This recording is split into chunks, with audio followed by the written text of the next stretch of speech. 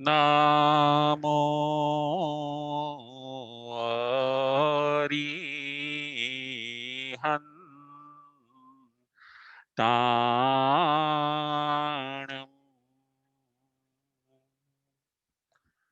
નમો સિદ્ધાણં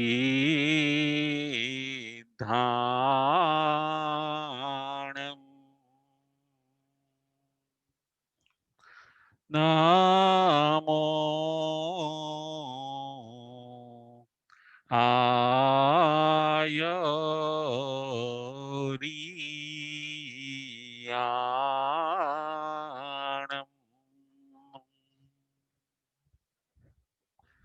નમો ઉવાજાયાણં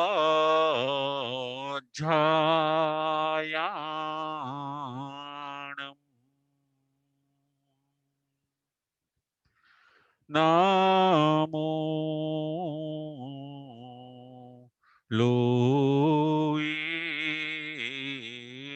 સવસાહુણં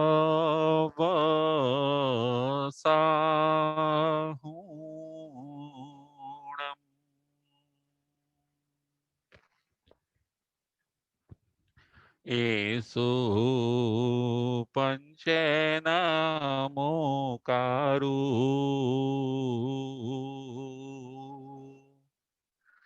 serve પાવપણાશણો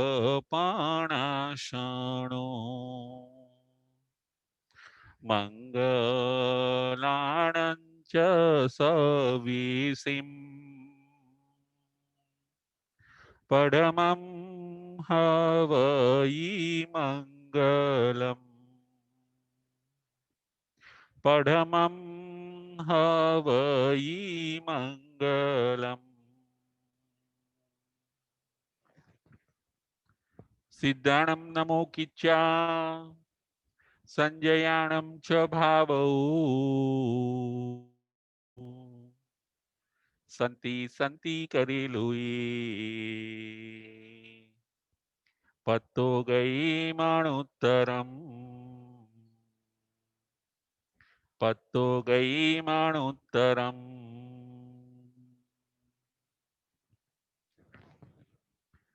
પંચ પરમેષ્ઠી ભગવંતોને ભાવપૂર્વક વંદન નમસ્કાર કરીને ધર્મપ્રેમી શ્રાવક શ્રાવિકાઓ ઉત્તરાધ્યન સૂત્ર પરમાત્માની અંતિમ દેશના અધ્યયન નંબર 29 પ્રવચન નંબર 85 આજના પ્રવચનનો વિષય છે સમ્યક પરાક્રમના 73 બોલો. સમ્યક પરાક્રમના 73 બોલ એ આજના પ્રવચનનો વિષય છે. સમ્યક પરાક્રમ એટલે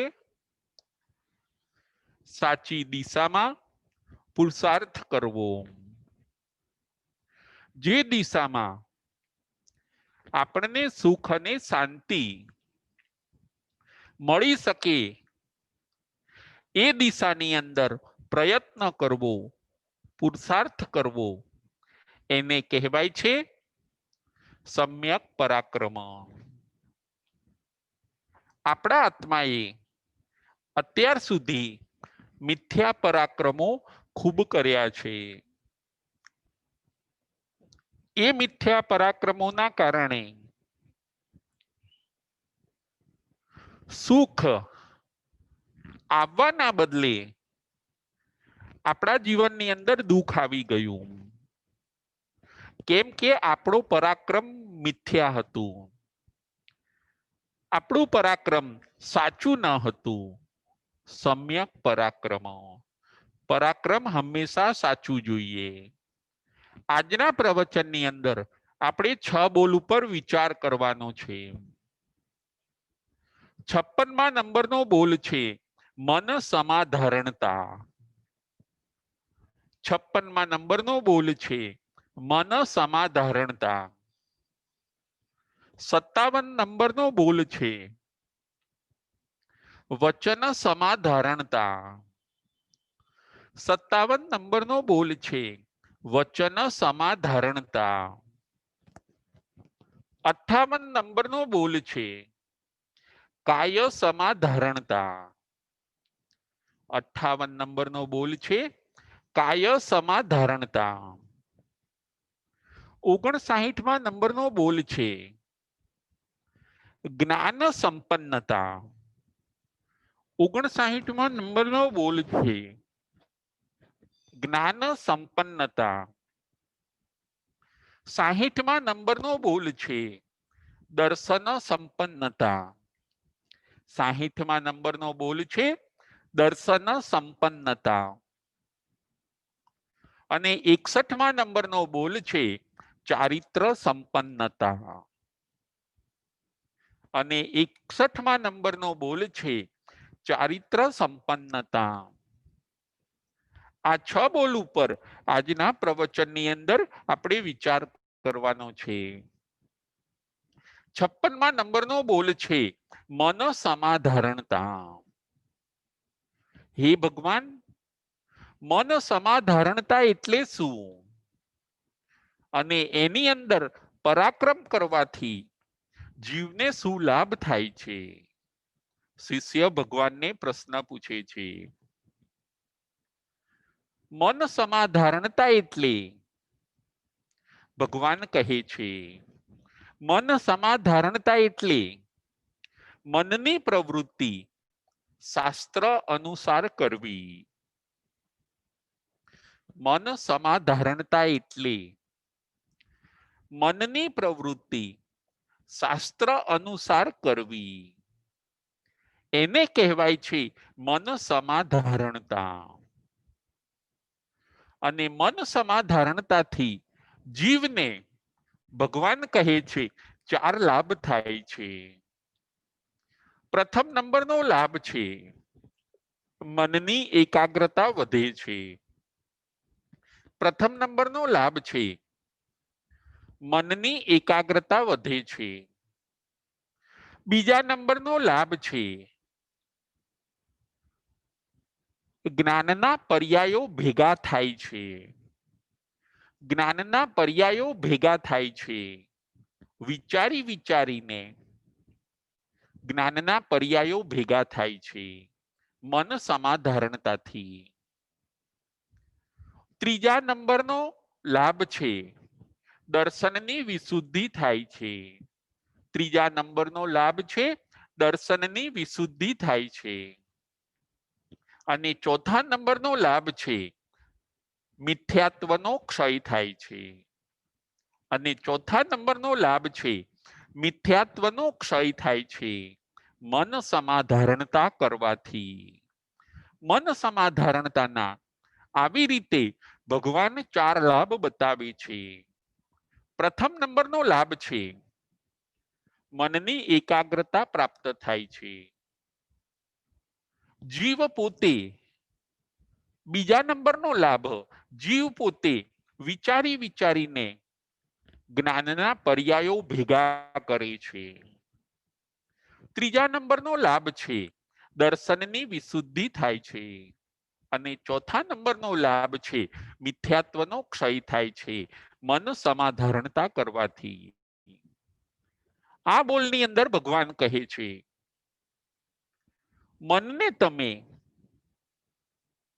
શાસ્ત્ર અનુસાર બનાવો મનની પ્રવૃત્તિ શાસ્ત્ર અનુસાર કરો શાસ્ત્રમાં જે રીતે બતાવ્યું છે એ પ્રમાણે મનને કેળવવું એને કહેવાય છે મન સમાધારણતા શાસ્ત્રમાં જે પ્રમાણે કહ્યું છે એ પ્રમાણે મનને કેળવવું એને કહેવાય છે મન સમાધારણતા આ બોલની અંદર ભગવાન કહે છે કે તમારું મન કદાચ હવે તમારાથી વશમાં ન રહેતું હોય તો એ તમારા મનને તમે શાસ્ત્રોને સોંપી દો તમારું મન સદગુરુને સોંપી દો એમ ભગવાન આ બોલની અંદર કહે છે શાસ્ત્ર કહે એમ કરો, સદગુરુ કહે એમ કરો,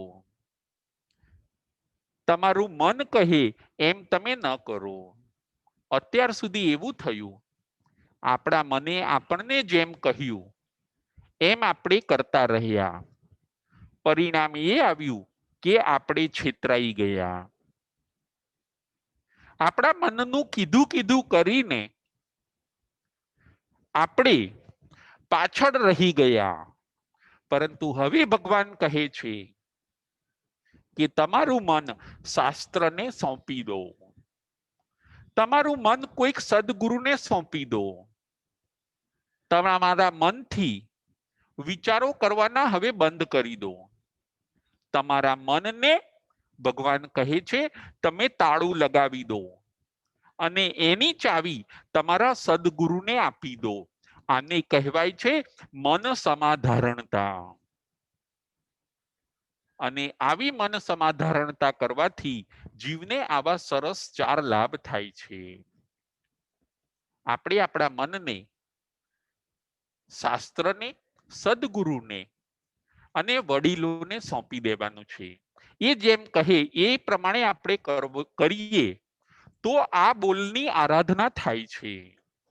શાસ્ત્ર કહે, સદગુરુ કહે, આપણા વડીલો, માતા પિતા કહે, એમાં આપણે આર્ગ્યુમેન્ટ ન કરીએ અને એ જ પ્રમાણે કરવા, એ જ પ્રમાણે મનને કેળવીએ. એને કહેવાય છે મન સમાધારણતા. આપણે હવે વિચારવાનું બંધ કરવાનું છે. આપણે હવે આર્ગ્યુમેન્ટ કરવાની બંધ કરવાનું છે. આપણે તો આપણા વડીલો કહે એ પ્રમાણે આપણા મનને ચલાવવાનું છે. એને કહેવાય છે મન સમાધારણતા. જુઓ, ચાર જ્ઞાનના માલિક એવા ગૌતમ સ્વામી, એમને પણ કઈ પ્રશ્ન હોય તો પોતે પોતાના મનનો ઉપયોગ ન કરતા. નાનો પ્રશ્ન હોય છતાં પણ એ ભગવાન મહાવીર સ્વામીને પૂછતા. પોતાના મનનો એ ઉપયોગ ન કરતા. એમની પાસે 4 જ્ઞાન હતા, છતાં પણ એમણે પોતાનું મન ભગવાન મહાવીર સ્વામીને સોંપી દીધું હોય છે. ભગવાન પાસે કેવળ જ્ઞાન હોય છે. મારી પાસે ભલે 4 જ્ઞાન હોય, પરંતુ ભગવાન પૂર્ણ જ્ઞાની છે. મારે એમને પ્રશ્ન પૂછવાના અને એ જે સલાહ આપે એ પ્રમાણે મારે જીવવાનું. આવી રીતે ગૌતમ સ્વામીએ મનને કેળવ્યું હોય છે. આપણે પણ આપણા મનનો દોર આપણા સદગુરુને, શાસ્ત્રને અને આપણા વડીલોને સોંપી દઈએ. આ બોલની અંદર ભગવાન એ કહેવા માંગે છે. તમે સ્વયં હવે વિચારવાનું કદાચ બંધ કરો. તમે નાના છો, તમારી પાસે અનુભવ નથી. કદાચ તમે જે વિચારો એ ખોટું પણ હોઈ શકે. તમારું મન તમારા વડીલોને સોંપી દો. આ બોલની અંદર એ પરાક્રમ કરવાનું ભગવાન આપણને કહે છે. એને કહેવાય છે મન સમાધારણતા. અને આવા મન સમાધારણતાથી જીવને 4 લાભ પ્રાપ્ત થાય છે. 57 નંબરનો બોલ છે વચન સમાધારણતા. હે ભગવાન, વચન સમાધારણતા એટલે શું? અને વચન સમાધારણતા પ્રાપ્ત કરવાથી, એમાં પરાક્રમ કરવાથી જીવને શું લાભ થાય છે? ભગવાન કહે છે વચનની પ્રવૃત્તિ શાસ્ત્ર અનુસાર કરવી એને કહેવાય છે વચન સમાધારણતા. વચનની પ્રવૃત્તિ શાસ્ત્ર અનુસાર કરવી એને કહેવાય છે વચન સમાધારણતા. અને આવું કરવાથી, આમાં પુરુષાર્થ કરવાથી જીવને શું લાભ થાય છે? તો ભગવાન કહે છે વચન સમાધારણતાથી જીવને 1 લાભ થાય છે. એ જીવ પોતે સુલભ બોધી બને છે અને દુર્લભ બોધીપણાની નિર્જરા કરે છે. આ 1 લાભ થાય છે. એ જીવ પોતે સુલભ બોધી બને છે અને દુર્લભ બોધિપણાની નિર્જરા કરે છે. વચન સમાધારણતાની આરાધના કરવાથી સુલભ બોધિ બને અને દુર્લભ બોધિપણું એની પોતે નિર્જરા કરે. સુલભ બોધિ એટલે શું? સુલભ બુદ્ધિ એટલે ભવિષ્યમાં અથવા તો બીજા ભવાંતરની અંદર કોઈક સદગુરુ મળે અને એકાદ પ્રવચન સાંભળે અને બોધ પામી જાય, તરત જ બોધ પામી જાય, એને કહેવાય છે સુલભ બુદ્ધિ. અને ઘણું સાંભળે પરંતુ બોધ લાગે જ નહીં, એને કહેવાય છે દુર્લભ બુદ્ધિ. તરત સત્ય સમજાઈ જાય એને કહેવાય છે સુલભ બુદ્ધિ.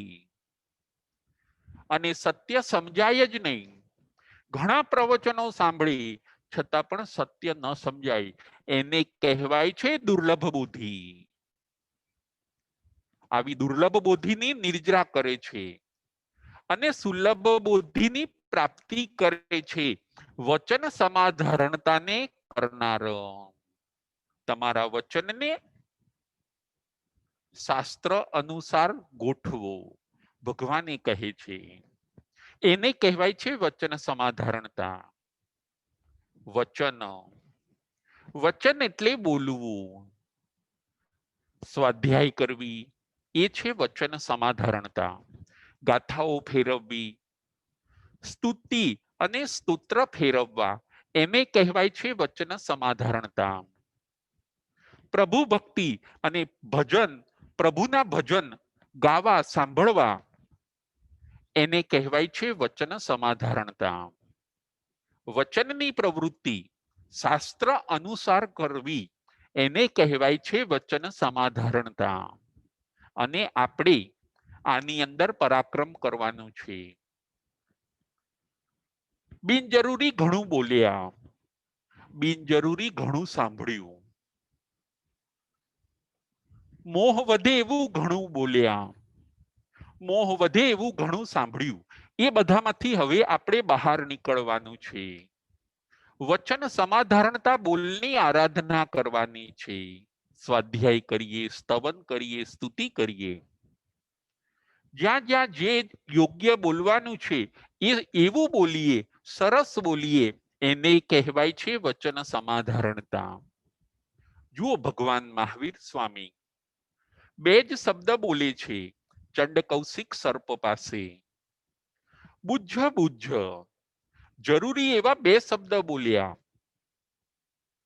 અને એ બે બોલથી, એ બે વચનથી, એ બે વચનથી ચંડ કૌશિક સર્પને જાતિ સ્મરણ જ્ઞાન પ્રાપ્ત થાય છે. વચન સમાધારણતાની આ તાકાત છે. આપણને વચન લબ્ધિ પણ પ્રાપ્ત થઈ જાય છે. જ્યાં જે યોગ્ય છે ત્યાં આપણે તે બોલવું જોઈએ. આપણે ધાર્મિક બોલવું જોઈએ. આપણે કોઈક માણસને લાભ થાય, એ ધર્મ પામી જાય એવું બોલવું જોઈએ. જો ભગવાન મહાવીર સ્વામી બુજ્જ બુજ્જ બોલ્યા, ચંડ કૌશિક સર્પ ધર્મ પામી ગયા. આને કહેવાય છે વચન સમાધારણતા. આપણે જે તે ન બોલીએ, જેવું તેવું ન બોલીએ, આપણે વચનનો વિવેક જાળવીએ. કહેવાય છે ને કે ઘણીવાર મારેલું રૂઝાઈ જાય છે, પરંતુ બોલેલા ઘા જીવના રૂઝાતા નથી. કોઈને પડ્યા ઉપર પાટું જેવું લાગે, કોઈને ઘા ઉપર ઘા જેવું લાગે, એવું આપણે બોલવાનું નથી. આપણી વચનની દરેક પ્રવૃત્તિ આપણે શાસ્ત્ર અનુસાર કરવાની છે. ક્યાંય ન બોલીએ અને મૌન રહીએ એ પણ ન ચાલે. કોઈક માણસ હિંમત હારી ગયું હોય ત્યારે આપણે એને હિંમતના શબ્દો આપવા જોઈએ. કોઈ માણસ ભાંગી ગયું હોય ત્યારે એને અમે તમારી સાથે છીએ, તમારે ચિંતા કરવાની જરૂર નથી, આવા શબ્દો આપવા જોઈએ. જુઓ ભગવાન મહાવીર સ્વામીએ ચંડ કૌશિકને કેવા શબ્દો આપ્યા કે ચંડ કૌશિક સર્પનો ઉદ્ધાર થઈ ગયો. આપણે પણ આવું સરસ બોલવું જોઈએ. એને કહેવાય છે વચન સમાધારણતા, વચનનો વિવેક. વચનની દરેક પ્રવૃત્તિ આપણે શાસ્ત્ર અનુસાર ગોઠવવાની છે અને આવું કરવાથી જીવ પોતે સુલભ બોધી બને છે. ભવાંતરની અંદર ક્યાંક થોડુંક નિમિત્ત મળી જાય અને એ બોધ પામી જાય, એવા સંજોગો ઊભા થવા એને કહેવાય છે સુલભ બુદ્ધિ. અને દુર્લભ બુદ્ધિપણાની નિર્જરા થાય છે વચન સમાધારણતાની અંદર પરાક્રમ કરવાથી. આપણે વચનનો વિવેક સરસ જાળવીએ, યોગ્ય બોલીએ, જરૂરી બોલીએ. દરેક માણસને હિંમત આવે, સાહસ કરવાનું મન થાય, એનો ઉત્સાહ વધી જાય એવું આપણે બોલીએ. બગડેલી બાજી પણ સુધરી જાય એવું સરસ આપણે બોલીએ. આપણા બોલવાથી આખું વાતાવરણ બની જાય એવું આપણે બોલીએ, એને કહેવાય છે વચન સમાધારણતા. આની અંદર આપણે પરાક્રમ કરવાનું છે, એને કહેવાશે સમ્યક પરાક્રમ. અત્યાર સુધી તો જેમ તેમ બોલીને આપણે મિથ્યા પરાક્રમ કર્યા છે. આ હતો 57 નંબરનો બોલ. 58 નંબરનો બોલ છે કાય સમાધારણતા. હે ભગવાન, કાય સમાધારણતા એટલે શું? અને એની અંદર પરાક્રમ કરવાથી જીવને શું લાભ થાય છે? કાય સમાધારણતા એટલે ભગવાન કહે છે કાયાની પ્રવૃત્તિ શાસ્ત્ર અનુસાર ગોઠવવી. કાય સમાધારણતા એટલે કાયાની પ્રવૃત્તિ શાસ્ત્ર અનુસાર કરવી, એને કહેવાય છે કાય સમાધારણતા. અને એની અંદર આપણે પરાક્રમ કરવાનું છે. અત્યાર સુધી આપણે કાયાને શાસ્ત્રએ કીધું એનાથી વિરુદ્ધ બધું કર્યું છે, પરંતુ હવે આપણે આપણી કાયાને પણ કેળવવાની છે. શાસ્ત્ર અનુસાર એને રહેવું જોઈએ, એવી રીતે આપણે આપણી કાયાને કેળવવાની છે. આપણી કાયા જે ફરમાઈશો કરી એ બધી પૂરી કરીને આપણે કાયાને અસંયમી બનાવી છે, પરંતુ હવે આપણે કાયાને સંયમી બનાવવાની છે. કાયા સંયમી બને એને કહેવાય છે કાય સમાધારણતા. તમે કાયાને સંયમી બનાવો, ભગવાન એ કહે છે. કાયાથી જે તે ન કરો, કાયાને જ્યાં ત્યાં ન ફેરવો, કાયાથી બિનજરૂરી પ્રવૃત્તિ ટાળો, અને જે તમારું લક્ષ્ય છે એની અંદર તમારો કાય વ્યાપાર બરાબર ગોઠવો, એને કહેવાય છે કાય સમાધારણતા. કાયાની પ્રવૃત્તિ શાસ્ત્ર અનુસાર કરવી, એને કહેવાય છે કાય સમાધારણતા. અને આવા કાય સમાધારણતાથી જીવને 3 લાભ થાય છે. પ્રથમ નંબરનો લાભ છે ચારિત્ર પર્યાયની વિશુદ્ધિ થાય છે. કાય સમાધારણતાથી પ્રથમ નંબરનો લાભ ચારિત્ર પર્યાયની વિશુદ્ધિ થાય છે. બીજા નંબરનો લાભ યથાખ્યાત ચારિત્રની પ્રાપ્તિ થાય છે. કાય સમાધારણતાથી યથાખ્યાત ચારિત્રની પ્રાપ્તિ થાય છે. ત્રીજા નંબરનો લાભ અઘાતી કર્મની નિર્જરા થાય છે. ત્રીજા નંબરનો લાભ અઘાતી કર્મની નિર્જરા થાય છે. કાય સમાધારણતાથી આવી રીતે 3 લાભ આપણને થાય છે. પ્રથમ નંબરનો લાભ ચારિત્ર પર્યાયની વિશુદ્ધિ થાય છે. બીજા નંબરનો લાભ યથાખ્યાત ચારિત્રની પ્રાપ્તિ થાય છે. ત્રીજા નંબરનો લાભ અઘાતી કર્મની નિર્જરા થાય છે. આપણે કાયાને કેળવવાની છે. આ બોલની અંદર ભગવાન એ કહે છે કાયા પાસેથી આપણે જરૂરી કામ લેવાનું છે. કાયાથી આપણે કૌશક કરવાનું છે. કાયાથી આપણે ધ્યાન કરવાનું છે. કાયાથી આપણે સેવા કરવાની છે.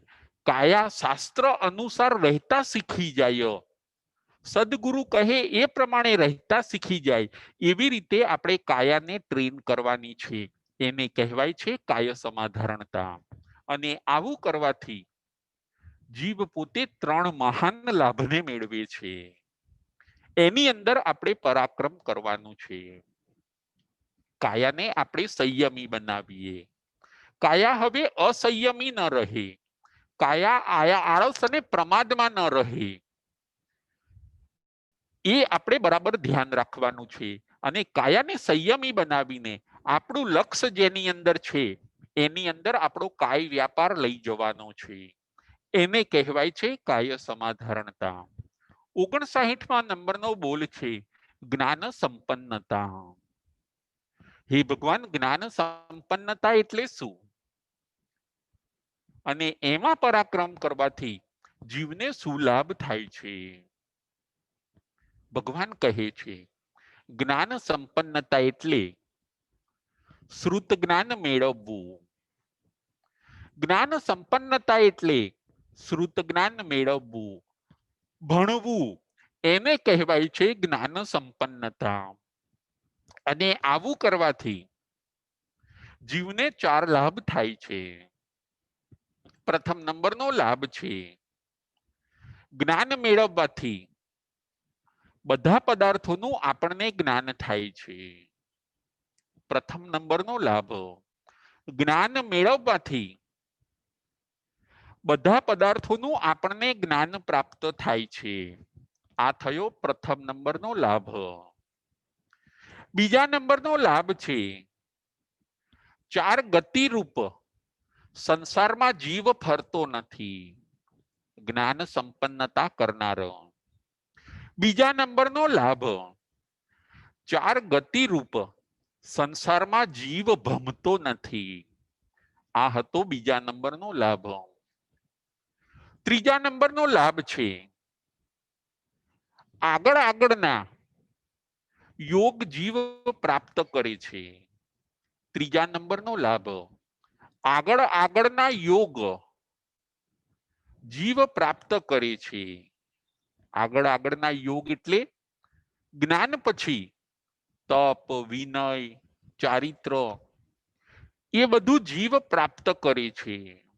એટલે ત્રીજા નંબરનો લાભ છે આગળના યોગ, એનો જીવને સંયોગ થાય છે, એને એ પ્રાપ્ત કરે છે. આગળના યોગ એટલે તપ, ચારિત્ર, વિનય, એ બધું એને પ્રાપ્ત થાય છે. ત્રીજા નંબરનો લાભ આગળના યોગ એને પ્રાપ્ત થાય છે. અને ચોથા નંબરનો લાભ છે સ્વમત પરમતમાં એ કુશળ બને છે. જ્ઞાન સંપન્નતાથી સ્વમત એટલે આપણો મત, અને પરમત એટલે બીજા ધર્મોમાં જ્ઞાન મેળવનાર સ્વમત અને પરમત બંનેની અંદર કુશળ થાય છે. આવા 4 લાભ જ્ઞાન સંપન્નતાના ભગવાન બતાવે છે. જ્ઞાન સંપન્નતા એટલે શ્રુત જ્ઞાનનો અભ્યાસ કરવો, શ્રુત જ્ઞાન મેળવવું. અને એવું શ્રુત જ્ઞાન મેળવવાથી, શાસ્ત્રનું જ્ઞાન મેળવવાથી આપણને શું લાભ થાય છે એ ભગવાન આ બોલની અંદર બતાવે છે. શ્રુત જ્ઞાન મેળવવાથી તમે અલગ અલગ આગળના કેટલાય પદાર્થોનું જ્ઞાન પ્રાપ્ત કરી શકશો. ઘણા પદાર્થોનો તમે જાણતા થઈ જશો. અત્યાર સુધી તમે અજાણ હતા, પરંતુ જેવું તમે ભણવાનું ચાલુ કર્યું એટલે તમે વિશ્વમાં રહેલા અલગ અલગ પદાર્થોને તમે જાણતા થઈ જશો. આ હતો પ્રથમ નંબરનો લાભ. હવે તમે અજાણ નહીં રહો. હવે તમને એ વસ્તુનું જ્ઞાન થયું શ્રુત જ્ઞાનના અભ્યાસથી. બીજા નંબરનો લાભ ભગવાન બતાવે છે કે એવો જીવ, જ્ઞાનવાળો જીવ 4 ગતિની અંદર ફરતો નથી. 4 ગતિની અંદર એ પોતે ભમતો નથી. એના માટે ભગવાન નાનું રૂપક બતાવે છે કે જેમ કોઈ સોય હોય, એ સોયની અંદર દોરો પરોવેલો હોય છે, અને દોરાવાળી એ સોય ક્યાંક ખોવાઈ જશે તો તરત મળી જાય છે. દોરાવાળી સોય, જે સોયની અંદર દોરો છે, એવી સોય જો ક્યાંક ખોવાઈ જશે, પડી જશે તો તરત આપણને મળી જાય છે. એની અંદર દોરો છે એટલે શોધવું ઈઝી બની જાય છે. બસ એવી જ રીતે જે આત્મા પાસે શ્રુત જ્ઞાન છે, એવો આત્મા એવા આત્માને સદગુરુ શોધી લે છે. જેમ પેલો માલિક સોયને શોધી લે છે, એવી રીતે જ્ઞાનવાળા આત્માને કોઈક સદગુરુ તરત ઉઠાવી લે છે, કેમ કે એ આત્માની અંદર જ્ઞાન પરોવાયેલું છે. અજ્ઞાનીને કોઈ ઉઠાવશે નહીં, પરંતુ જેની અંદર જ્ઞાન હોય છે એવા શિષ્યને કોઈક સદગુરુ તરત એનો હાથ પકડી લે છે અને એને મોક્ષ માર્ગ ઉપર ચાલતો કરી દે છે. સોયની અંદર જેમ દોરો જોઈએ, એવી સોય બહુ રખડતી નથી, તરત કોઈકને હાથ લાગી જાય છે. દોરાવાળી સોય, સોયની અંદર જેમ દોરો જોઈએ, એવી જ રીતે આત્માની અંદર શ્રુત જ્ઞાન જોઈએ. અને આવો શ્રુત જ્ઞાન વાળો આત્મા બહુ ફરતો નથી, તરત સદગુરુના હાથે લાગી જાય છે અને એના આત્માનું સદગુરુ કલ્યાણ કરે છે. આપણે પણ આપણા આત્મા રૂપી સોયની અંદર જ્ઞાન રૂપી દોરો પરવવાનો છે. આ બોલની અંદર ભગવાન આપણને એ કહેવા માંગે છે, તમે શ્રુત જ્ઞાનનો અભ્યાસ કરો, તમે સદગુરુ પાસે વધારે ભણો. તો એવો જીવ જેણે આત્મા રૂપી સોયની અંદર જ્ઞાન રૂપી દોરો પરોવ્યો છે, એવો જીવ આ સંસારની અંદર ભમતો નથી. ત્રીજા નંબરનો લાભ બતાવે છે કે જ્ઞાન પ્રાપ્ત થવાથી પછીના જે યોગો છે એનો જીવને સંયોગ થાય છે. જ્ઞાન ભણ્યા પછી એને વિનય કરવાનું મન થશે, જ્ઞાનને આચરણમાં મૂકવાનું એને મન થશે.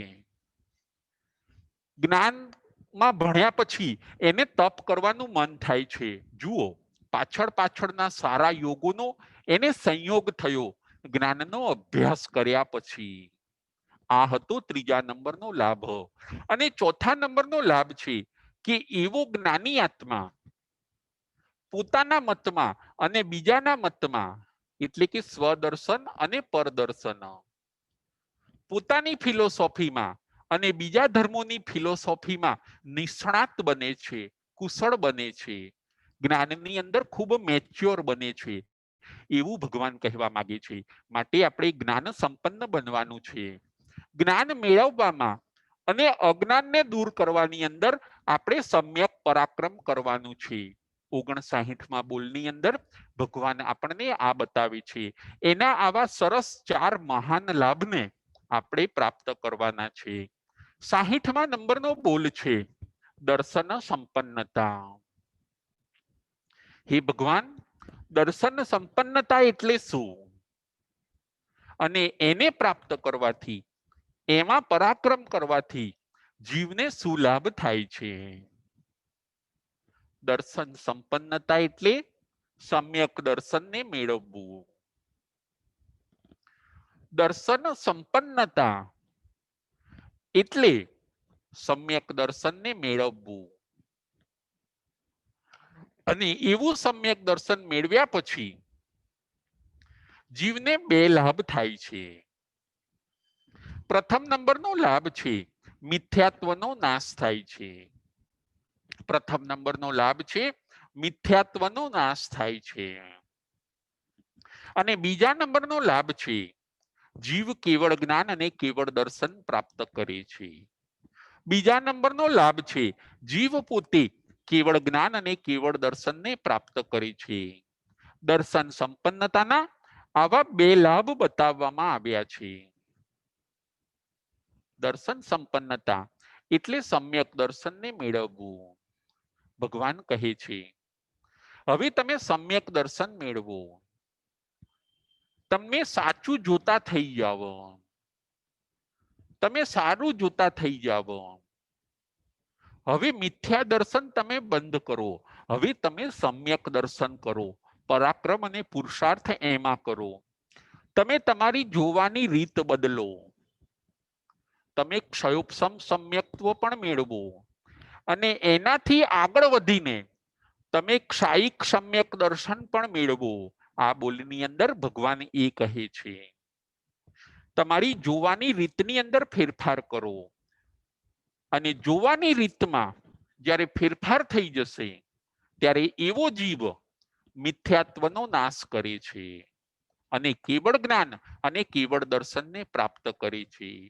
જુઓ, મહાન અને સર્વશ્રેષ્ઠ લાભ ભગવાન બતાવે છે.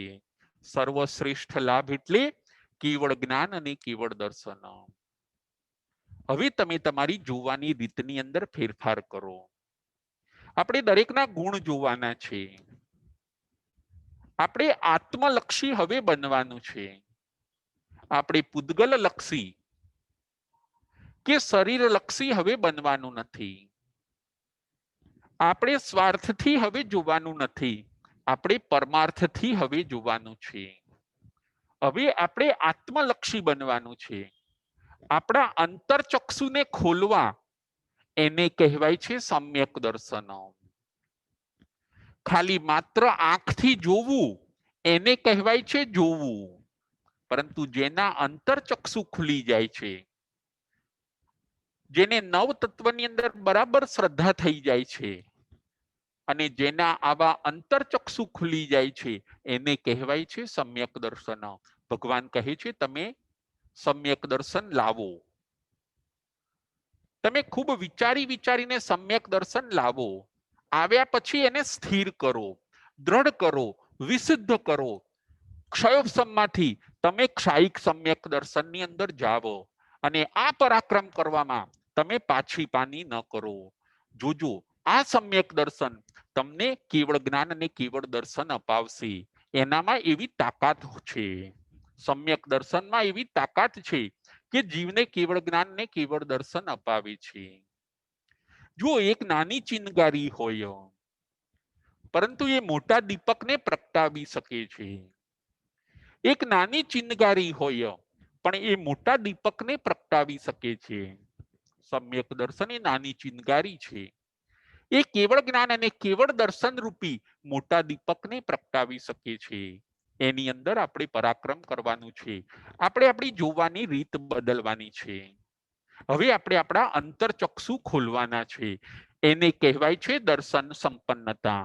અને આવા દર્શન સંપન્નતાથી જીવ પોતે મિથ્યાત્વનો નાશ કરે છે અને કેવળ જ્ઞાન કેવળ દર્શનને પ્રાપ્તિ કરે છે. આવા સરસ લાભ ભગવાન બતાવે છે. 61મા નંબરનો બોલ છે ચારિત્ર સંપન્નતા. હે ભગવાન, ચારિત્ર સંપન્નતા એટલે શું અને એની અંદર પરાક્રમ કરવાથી, એની અંદર પુરુષાર્થ કરવાથી જીવને શું લાભ થાય છે? શિષ્ય ભગવાનને પ્રશ્ન પૂછે છે. ભગવાન પોતે જવાબ આપે છે કે હે શિષ્યો, હે સાધકાત્માઓ, ચારિત્ર સંપન્નતા એટલે ચારિત્ર મેળવવું. ચારિત્ર સંપન્નતા એટલે ચારિત્રને મેળવવું, ચારિત્રને પ્રાપ્ત કરવું. જે તમે જ્ઞાન લીધું છે એને જીવનમાં ઉતારવું, એને કહેવાય છે ચારિત્ર સંપન્નતા. સમ્યક જ્ઞાનને જીવનની અંદર ઉતારવું, એક્શનમાં મૂકવું, એને કહેવાય છે ચારિત્ર સંપન્નતા. અને આવું કરવાથી જીવને 3 લાભ થાય છે. ચારિત્ર સંપન્નતાથી જીવને 3 લાભ થાય છે. પ્રથમ નંબરનો લાભ ભગવાન બતાવે છે. જીવ શૈલેષી અવસ્થાને પ્રાપ્ત કરે છે. પ્રથમ નંબરનો લાભ છે જીવ પોતે શૈલેષી અવસ્થાને ધારણ કરે છે. આ હતો પ્રથમ નંબરનો લાભ. બીજો લાભ, ચારિત્ર સંપન્નતાનો બીજો લાભ, 4 અઘાતી કર્મનો ક્ષય કરે છે. જીવ પોતે 4 અઘાતી કર્મનો ક્ષય કરે છે. અને ત્રીજો લાભ ભગવાન બતાવે છે, સિદ્ધ બુદ્ધ અને મુક્ત બને છે. ત્રીજો લાભ, જીવ પોતે સિદ્ધ, બુદ્ધ, મુક્ત બને છે અને બધા દુઃખોનો અંત કરે છે. જીવ પોતે સિદ્ધ બને છે, બુદ્ધ બને છે, મુક્ત બને છે અને બધા દુઃખોનો અંત કરે છે. આ હતો ત્રીજા નંબરનો લાભ ચારિત્ર સંપન્નતાથી. ચારિત્ર સંપન્નતાના આવા 3 લાભ ભગવાન આપણને બતાવે છે. હવે તમે તમારું ચારિત્ર સુધારો. આ બોલની અંદર ભગવાન એ કહે છે તમે એકદમ હવે સજ્જન બનો. તમે હવે ક્યારેય દુર્જન ન બનો. તમે હવે સજ્જન બનો, જેન્ટલમેન. તમે હવે શ્રાવક બનો. તમે 12 વ્રત લઈને શ્રાવક બનો. એ થયું ચારિત્ર સંપન્નતા. તમે 5 મહાવ્રત લઈને સંત બનો. એ થયું ચારિત્ર સંપન્નતા. ચારિત્રને ગ્રહણ કરો અને એની અંદર અતિચાર લગાડ્યા વગર એને સરસ પાળો. એ પુરુષાર્થ કહેવાય છે ચારિત્ર સંપન્નતા. આપણું જીવન સરસ હોવું જોઈએ, એને કહેવાય છે ચારિત્ર સંપન્નતા. જીવનની અંદર ગરબડ ન હોવી જોઈએ. જીવન ખુલ્લી કિતાબ જોવું હોવું જોઈએ. જીવનની અંદર આચરણની સુવાસ હોવી જોઈએ. જીવનની અંદર આચરણની મહેક હોવી જોઈએ. એને કહેવાય છે ચારિત્ર સંપન્નતા. તમે જે ગુરુ પાસેથી જ્ઞાન લીધું છે એ જ્ઞાનને હવે તમે તમારા જીવનમાં ઉતારો. વ્યસન અને ફેશનથી દૂર રહેવું, જરૂરી કાર્યો કરવા, કર્તવ્ય નિષ્ઠ બનવું, કર્તવ્ય પરાયણ બનવું, એને કહેવાય છે ચારિત્ર સંપન્નતા. આ બધું આપણે કરવાનું છે. જ્ઞાન માત્ર લીધું, પરંતુ એને આપણે જો અમલમાં ન મૂકીએ તો એ જ્ઞાન આપણને ફળ આપી શકતું નથી. એ જ્ઞાને આપણને લાભ ન કર્યો. જ્ઞાન લાભ ક્યારે કરે છે? આપણે એને જીવનમાં ઉતારીએ તો. આપણે ચારિત્રને અંગીકાર કરીએ. આપણું જીવન વ્યસન ને ફેશન મુક્ત વગર બનાવીએ. 18 પાપથી આપણે દૂર રહીએ. એને કહેવાય છે ચારિત્ર સંપન્નતા. ધાર્મિક અનુષ્ઠાનોની નજીક રહીએ, ગુણોની નજીક રહીએ, એને કહેવાય છે ચારિત્ર સંપન્નતા. આ બધાની અંદર આપણે ચારિત્રની અંદર પરાક્રમ કરવાનો છે. આપણે ચારિત્રની અંદર પરાક્રમ કરવાનું છે. આપણે ચારિત્રની અંદર પુરુષાર્થ કરવાનો છે. આપણું જીવન ન બગડે એનું ધ્યાન રાખવું, એને કહેવાય છે ચારિત્ર સંપન્નતા. નિમિત્તો તો આપણને મળવાના, બગડવાના નિમિત્તો તો ઘણા મળશે, પરંતુ આપણે ન બગડવું, ચારિત્રને સરસ રાખવું, આપણું જીવન સરસ રાખવું, એને કહેવાય છે ચારિત્ર સંપન્નતા. ચારિત્ર એટલે સ્થિરતા. હવે આપણે ધર્મ સમજ્યા, આપણે હવે સ્થિર બની જઈએ. સ્થિરતાને કહેવાય છે ચારિત્ર. આપણે શાંત બની જઈએ, એને કહેવાય છે ચારિત્ર. સ્થિરતામાં અને શાંતપણાની અંદર ચારિત્ર છે. આવું ચારિત્ર પ્રાપ્ત કરવાથી જીવને આવા સરસ મજાના 3 લાભ ભગવાન બતાવે છે કે ચારિત્ર આવ્યા પછી જીવ શૈલેષી અવસ્થાને પ્રાપ્ત કરે છે. પર્વત જેવી અડોલ અવસ્થા. શૈલેષી અવસ્થા એટલે પર્વત જેવી અડોલ અવસ્થા. એ નિયમોની અંદર, વ્રતોની અંદર ખૂબ સ્થિર રહે છે. ડગુમગુ રહેશે નહીં. દ્રઢ ધર્મી અને પ્રિય ધર્મી બની જશે. સિદ્ધાંતોને બરાબર પકડી રાખશે. ચારિત્ર સંપન્ન આત્મા. એ પ્રથમ નંબરનો લાભ. બીજા નંબરનો લાભ, ચારિત્રની અંદર ખૂબ વિકાસ કરતો એવો આત્મા 4 અઘાતી કર્મનો ક્ષય કરે છે. એ થયો બીજા નંબરનો લાભ. અને એવો ચારિત્રની અંદર વિકાસ કરતો કરતો આત્મા સિદ્ધ બને છે, બુદ્ધ બને છે, મુક્ત બને છે અને સર્વ દુઃખોનો અંત કરે છે. જુઓ, આ છે ચારિત્રની તાકાત. ચારિત્રની તાકાત સરસ જીવનની એવી તાકાત છે કે એ આપણા સર્વ દુઃખોનો અંત કરે છે. હવે કોઈ કાર્ય આપણે કરવાનું ન રહ્યું, સર્વ દુઃખોનો અંત થઈ ગયો. હવે ધર્મ કે ધર્મ અનુષ્ઠાન પણ કરવાનું ન રહ્યું. ચારિત્ર આવ્યા પછી આપણા કાર્યની સિદ્ધિ થઈ જાય છે. જો કોઈક જમણવારની અંદર આપણે જમી લીધું, પછી જમ્યા પછી આપણે પાણી પી લઈશું. આપણે સરસ જમ્યા, પાણી પી લીધું, પછી જુઓ આપણને કોઈ જમવાનો ફોર્સ કરશે, આપણે જમીશું નહીં કે મારું કાર્ય પૂરું થઈ ગયું, મેં સરસ રીતે, મેં ફાઇન રીતે જમી લીધું, પાણી પણ મેં પી લીધું, હવે સહેજ પણ જગ્યા નથી, મારું જમવાનું કાર્ય પૂરું થઈ ગયું. એમ જેના જીવનની અંદર ચારિત્ર આવે છે એનું કાર્ય પૂરું થઈ ગયું, એનું કાર્ય સિદ્ધ થઈ ગયું, એના સર્વ દુઃખોનો અંત થઈ ગયો.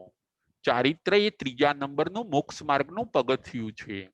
અને ચારિત્ર આવ્યા પછી નિયમો, વ્રતો, મહાવ્રતો, એની અંદરનો પુરુષાર્થ અને પરાક્રમ આવ્યા પછી જીવ પોતે સર્વ દુઃખોનો અંત કરે છે. નહીં જમનારને ભૂખનું દુઃખ હતું, પરંતુ ભૂખનું જમી લીધા પછી એ ભૂખનું દુઃખ ટળી ગયું. એમ ચારિત્ર આવ્યા પછી, ચારિત્ર સરસ વિકાસ પામ્યા પછી જે જન્મ મરણનું દુઃખ હતું એ દુઃખ ચાલ્યું ગયું, કાર્યની સિદ્ધિ થઈ ગઈ. આવી રીતે ચારિત્ર સંપન્ન આત્મા સર્વ દુઃખોનો અંત કરે છે. માટે ભગવાન કહે છે તમે ચારિત્રમાં પુરુષાર્થ કરો, ચારિત્રમાં પરાક્રમ કરો, પાપોથી તમારા જીવનને ન ખરડો, પરંતુ તમારા જીવનને પવિત્ર રાખવું, એને કહેવાય છે ચારિત્ર સંપન્નતા. આવી રીતે 61માં બોલ હતો ચારિત્ર સંપન્નતા. 29મા અધ્યયનની અંદર ભગવાન આવી રીતે સરસ મજાના ભાવ બતાવે છે. આજે આપણે 6 બોલ ઉપર વિચાર કર્યો છે. મન સમાધારણતા, વચન સમાધારણતા, કાય સમાધારણતા, જ્ઞાન સંપન્નતા, દર્શન સંપન્નતા, ચારિત્ર સંપન્નતા. આ 6 બોલ ઉપર આજે આપણે વિચાર કર્યો છે. આ 6 બોલની અંદર આપણે પરાક્રમ કરવાનું છે, એને પ્રાપ્ત કરવાના છે. એને પ્રાપ્ત કરીને આપણી જે તકલીફ કે મુશ્કેલી છે એને દૂર કરવાની છે. આની અંદર આપણે પરાક્રમ કરવાનું છે, આની અંદર આપણે પુરુષાર્થ કરવાનો છે. જ્ઞાન, દર્શન, ચારિત્ર મેળવવામાં, એને સાચવવામાં અને એનાથી જે લાભ થાય છે એને મેળવવાની અંદર આપણે પરાક્રમ અને પુરુષાર્થ કરવાનો છે. મન, વચન, કાયાને આપણે શાસ્ત્ર અનુસાર કેળવવાના છે. આવી સુંદર વાત આ ઉત્તરાધ્યન સૂત્રની અંદર ભગવાન આપણને બતાવે છે. જે આત્માઓ આ બધું સાંભળશે, સમજશે, જીવનની અંદર ઉતારશે, એ ચોક્કસ પોતાના આત્માનું કલ્યાણ કરશે.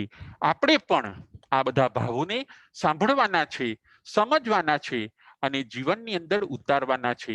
જો આપણે પણ આ બધું જીવનની અંદર ઉતારીશું તો ચોક્કસ આપણા આત્માનું કલ્યાણ થશે. બોલો મહાવીર સ્વામી ભગવાન કી જય.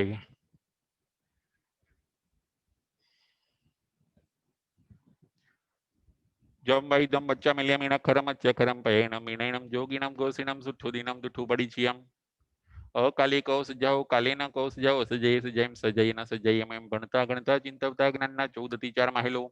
કોઈ પણ અતિચાર મને કે તમને લાગ્યો હોય તો હરિયંતનન સિદ્ધ કેવડી ભગવાન આપની સાક્ષી એ તસ્મીચ્છામિ દુક્કડમ.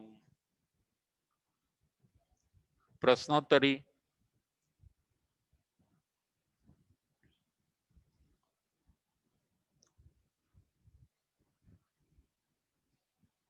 પ્રશ્ન નંબર 1, મન સમાધારણતા એટલે શું અને એનાથી કેટલા લાભ જીવને મળે છે?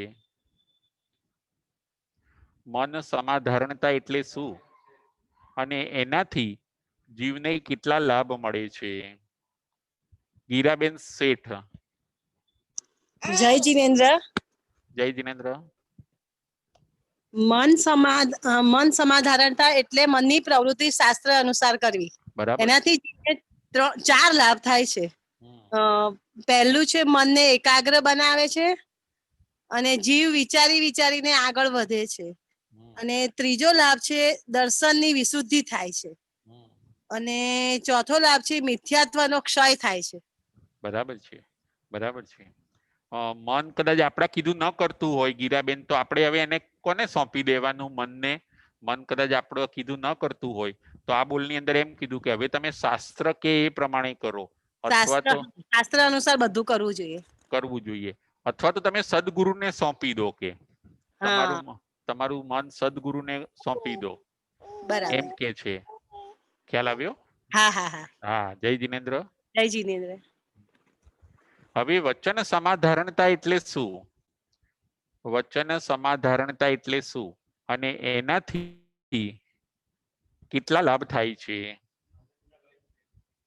રાજેન્દ્રભાઈ શેઠ. પ્રણામ ગુરુજી. પ્રણામ. વચન સમાધાન વચનની પ્રવૃત્તિ શાસ્ત્રને અનુસાર કરવાની. શાસ્ત્રે બરાબર. જે આપણે બતાવ્યું હોય એ પ્રમાણે વચન બોલવા. એનાથી જીવ પોતે સુલભ બોધિ થાય અને દુર્લભ બોધિપણાની નિર્જરા કરે છે. બરાબર છે. અને એટલે વચનને શાસ્ત્ર અનુસાર બોલવા એટલે સ્વાધ્યાય કરવી, સ્તુતિ સ્તવન બોલવા, એટલે એ બધું કરવું એને કહેવાય છે વચન સમાધારણતા. રાજેન્દ્રભાઈ, બરાબર. ભગવાન કેટલા શબ્દ બોલ્યા? ચંડ કૌશિક સર્પ પાસે ભગવાન કેટલા શબ્દ બોલ્યા? બે શબ્દ. હા, બુજ્ય. એટલે આ બધું આપણે પણ ક્યારે શું બોલવું, કેમ બોલવું, કયા વચનો બોલવા. હા, આ બોલની અંદર ભગવાન એ બતાવે છે કે ભાઈ તમારી બધી વચન પ્રવૃત્તિ શાસ્ત્ર અનુસાર હોવી જોઈએ. એને કહેવાય છે સમ્યક પરાક્રમ. ખ્યાલ આવ્યો? જય જિનેન્દ્ર. હવે આગળ, કાય સમાધારણતા એટલે શું અને એનાથી જીવને શું લાભ થાય છે? કાય સમાધારણતા એટલે શું? રાજેન્દ્રભાઈ સંઘવી.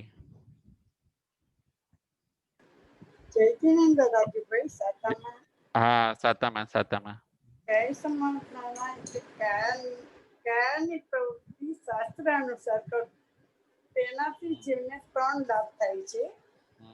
કાય સમાધાન કરવાથી જીવને 3 લાભ થાય છે. ચારિત્ર વિશુદ્ધ બને છે, યથાર્થ ચરિત્રની પ્રાપ્તિ થાય છે અને અઘાતી કર્મોની નિજતા થાય છે. બરાબર છે. કાયાથી કૌશલ કરવું, ધ્યાન કરવું, આ બધું કાયાની શુભ પ્રવૃત્તિ છે. બરાબર છે. કાયાને શાસ્ત્ર અનુસાર કેળવવી. જ્યોતિબેન, કાયાને શાસ્ત્ર અનુસાર કેળવવી. અત્યારે શું થાય છે જ્યોતિબેન, કે ઘણી વાર કાયાને સાચવવામાં જ આપણો મોટા ભાગનો સમય જતો રહે છે. જ્યોતિબેન, હા, સાચી વાત છે. હા, એની પાસે જે શાસ્ત્ર પ્રમાણે હમણાં એને કહીશું ને કે ચલ તારે 20 વંદના કરવાની છે, તો એ તરત ના પાડશે. જ્યોતિબેન, મન તરત ના પાડે. હા, એટલી બધી મારાથી 20 વંદના નહીં થાય. આપણે કહીએ ને ચલો 20 વિહરમાન ભગવાનને આપણે 20 વંદના કરીએ, કે ના, એ નારાથી નહીં થાય. પછી ક્યાંય ચાલવાનું હશે કે અડધો કિલોમીટર ચાલીને આપણે ઉપાસ રહી જવું છે, તો કાયા ના પાડશે. જ્યોતિબેન, કે મારાથી નહીં થાય એ. અને જો હમણાં ક્યાંક બીજે કઈ સંસારના કામોમાં જવાનું હોય તો કાયા તરત તૈયાર થઈ જશે. બરાબર છે, તો તૈયાર થઈ જશે. એટલે ભગવાન કહે છે કે હવે કાયાને તમે શાસ્ત્ર અનુસાર ગોઠવો, કે તો તમારો સમ્યક પરાક્રમ, નહીતર મિથ્યા પરાક્રમ. કે એ કહેશે એમ તમે બધું કરશો, એ મિથ્યા પરાક્રમ. હા, ખ્યાલ આવ્યો જ્યોતિબેન? ખ્યાલ આવ્યો? હા, જય જિનેન્દ્ર. હા, હવે આગળ, જ્ઞાન સંપન્નતા એટલે શું અને એનાથી કેટલા લાભ થાય છે? બકુલાબેન શાહ.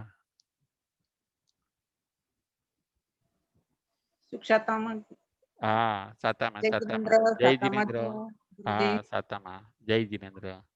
બોલો. જ્ઞાન સંપન્નતા એટલે શ્રુત જ્ઞાન મેળવવું અથવા ભણવું, અને એનાથી જીવને 4 લાભ થાય છે. બરાબર. પેલો લાભ, જ્ઞાન મેળવવાથી બધા પદાર્થોનું આપણને જ્ઞાન પ્રાપ્ત થાય છે.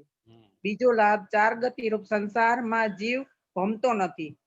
ત્રીજો લાભ આગળ આગળના યોગ જીવ પ્રાપ્ત કરે છે. આગળ આગળના એટલે કે જ્ઞાન આવ્યા પછી તપ, વિનય, ચારિત્ર વગેરેનો સંયમ થાય છે, પ્રાપ્ત કરે છે. અને ચોથું સ્વમત અને પરમતમાં એ કુશળ બને છે. એટલે પોતાના ધર્મ અને બીજાના ધર્મને જાણીને પોતે તેમાં નિષ્ણાંત બને છે. પોતાના બરાબર છે, બરાબર છે. અને એમાં સોય દોરાનું દ્રષ્ટાંત આપેલું છે. હા, બરાબર છે. આ દોરાવાળી સોય સમજાવો. હા, તો સોય દોરાનું દ્રષ્ટાંત સમજાવો. હા, સમજાવો. આ સોય પોરવેલો દોરો હશે તો તે ખોવાઈ જશે તો જલ્દી મળી જશે. એકલી સોયને ગોતતા બહુ વાર લાગશે, પણ સોય વાળો દોરો જલ્દી મળી જશે. એવી રીતે આત્મા પાસે જો શ્રુત જ્ઞાન હશે તો સદગુરુ તેને તરત શોધી લેશે. બરાબર છે. હા, અને આત્માની અંદર શ્રુત જ્ઞાન હોવું જરૂરી છે. આત્મારૂપી સોયમાં જ્ઞાનરૂપી દોરો પોરવાનો છે. બરાબર છે, બરાબર છે. જોજો આપણે તમે બકુલાબેન જોશો ને, કોઈને વાંચતા આવડતું હશે ને તો એ માણસ જલ્દી જલ્દી એડ્રેસે પહોંચી જશે. અને કોઈને વાંચતા નહીં આવડતું હોય ને, માનો કે પૂછવું પડે, હા, એને પૂછવું પડે ને કોઈક બીજે મોકલે તો એ બીજે પણ જતો રહે, એવું પણ બને. જ્ઞાન નથી તો જ્ઞાન નથી, એને વાંચતા આવડતું નથી, એટલે કદાચ એ જગ્યાએથી પાસ થશે ને તો એ જતો રહેશે પોતે. એટલે જેને અજ્ઞાન છે તો એ અજ્ઞાનમાં જીવની રખડપટ્ટી થાય છે, પણ જ્ઞાન આવ્યા પછી રખડપટ્ટી થતી નથી, બંધ થઈ જાય છે. બંધ થઈ જાય છે. આગળ આગળના સહયોગો પ્રાપ્ત થાય છે. અને હા, જ્ઞાન આવે પછી એને વિનય કરવાનો, તપ કરવાનું બધું મન થાય મન કે થશે. ચલો હવે હું આ કરું તો સારું છે મારા માટે, મારા હા, આત્મા માટે. એટલે પછી એનો ઉત્તર વિકાસ થાય છે જ્ઞાન આવ્યા પછી યાર. જ્ઞાન આવ્યા પછી વિકાસ થાય. હા, જેમ આપણે સંસારમાં છે ને દરેક વસ્તુમાં પૈસા જોઈએ, એવી રીતે અધ્યાત્મ ક્ષેત્રમાં દરેક વસ્તુમાં જ્ઞાન જોઈએ. જ્ઞાન જોઈએ. હા, અહીંયા પૈસા ન હોય તો એને ચાલે. તકલીફ પડે. હા, સંસારમાં પૈસા ના હોય તો તકલીફ પડે, એમ અધ્યાત્મ ક્ષેત્રમાં જો જ્ઞાન ન હોય તો તકલીફ પડે. તકલીફ પડે. રોજ કંઠસ્થ કરવાનો પુરુષાર્થ કરવો જોઈએ બકુલાબેન. હા, દરરોજ કંઈક ને કંઈક ભણીને મોઢે કરવું જોઈએ. હા, કરવું જોઈએ. જ્ઞાન સાથે આવે છે, ભગવાન એ કે છે કે જ્ઞાન ભલે બે દર્શન, શબ્દ તો બે શબ્દ દરરોજ હા, પાકા કરવા જોઈએ. જ્ઞાન દર્શન બે સાથે આવે છે, ચારિત્ર ને તપ સાથે આવતું નથી. જ્ઞાન દર્શન સાથે આવે છે. જ્ઞાન દર્શન સાથે આવે છે, એટલે એની અંદર પરાક્રમ કરવાનું ભગવાન કે છે. અને જ્ઞાનમાં તમે પરાક્રમ કરશો ને તો અજ્ઞાન તમારું દૂર થશે, કે તમારું અજ્ઞાન જાય, એવું છે. ખ્યાલ આવ્યો? જય જિનેન્દ્ર. જય જિનેન્દ્ર. જય જિનેન્દ્ર. હવે આગળ દર્શન સંપન્નતા એટલે શું અને એનાથી શું લાભ થાય છે? દર્શન સંપન્નતા એટલે શું અને એનાથી શું લાભ થાય છે? રાજેન્દ્રભાઈ શેઠ. પ્રણામ ગુરુજી. પ્રણામ. દર્શન સંપન્નતા એટલે સમ્યક દર્શનને મેળવવાનું, અને એનાથી મોટો લાભ તો મિથ્યાત્વનો નાશ થઈ જાય, અને છેલ્લે જીવ કેવળ જ્ઞાન અને કેવળ દર્શન પ્રાપ્ત કરે છે. બરાબર છે. અને એટલે આપણે જોવાની રીત બદલવાની. શાસ્ત્ર અનુસાર. હા, આપણે સાચું જોવાનું, સારું જોવાનું. આપણા અંતરચક્ષુ ખુલે ને રાજેન્દ્રભાઈ, અંતરચક્ષુ આપણા ખુલે એને કહેવાય સમ્યક દર્શન. આપણે ખાલી આંખથી જોવાનું નથી, આપણા અંતરચક્ષુ પણ આપણે ખોલવાના છે, અને પુરુષાર્થ આપણે એની અંદર કરવાનો છે. અને આવું જીવ સમ્યક દર્શન થી જ ઘાતી કર્મનો નાશ થાય ને એનાથી. હા, એનાથી ઘાતી કર્મનો નાશ થાય છે. સમ્યક દર્શન થી ઘાતી કર્મનો નાશ થાય છે, અને જીવ કેવળ જ્ઞાન કેવળ દર્શન પ્રાપ્ત કરે છે. જેમ નાની ચિનગારી હોય મોટા દીપકને પ્રગટાવી શકે ને રાજેન્દ્રભાઈ, જેમ.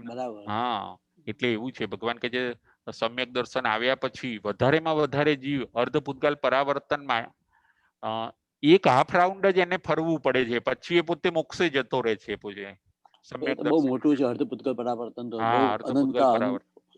બહુ અસંખ્ય, બહુ મોટો કાર્ય તો.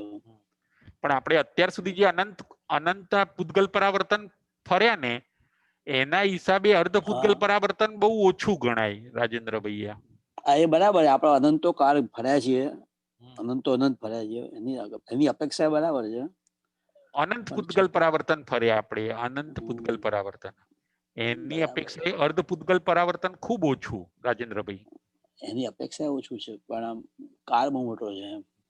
એટલે કે હવે તમે મિથ્યાત્વને દૂર કરો અને તમે સાચું જુઓ, પોઝિટિવ જોતા શીખી જાઓ કે નહીતર તો ભવનો પાર નહીં આવે કે તમારે કે તમે બધે પોઝિટિવ જુઓ, સારું જુઓ, ગુણો જુઓ દરેકના. એને કહેવાય દર્શન સંપન્નતા. બરાબર. જય જીનેન્દ્ર. જય જીનેન્દ્ર. જય જીનેન્દ્ર. હવે જય જીનેન્દ્ર. ચારિત્ર સંપન્નતા એટલે શું અને એનાથી કેટલા લાભ થાય છે? ચારિત્ર સંપન્નતા એટલે શું ને એનાથી કેટલા લાભ થાય છે? બકુલાબેન શાહ. હેલો. હા, જય જીનેન્દ્ર. સાતામાં છું ગુરુજી. હા, સાતામાં સાતામાં. ચારિત્ર સંપન્નતા એટલે ચારિત્ર મેળવવું, પ્રાપ્ત કરવું. એનાથી જીવને 3 લાભ થાય છે.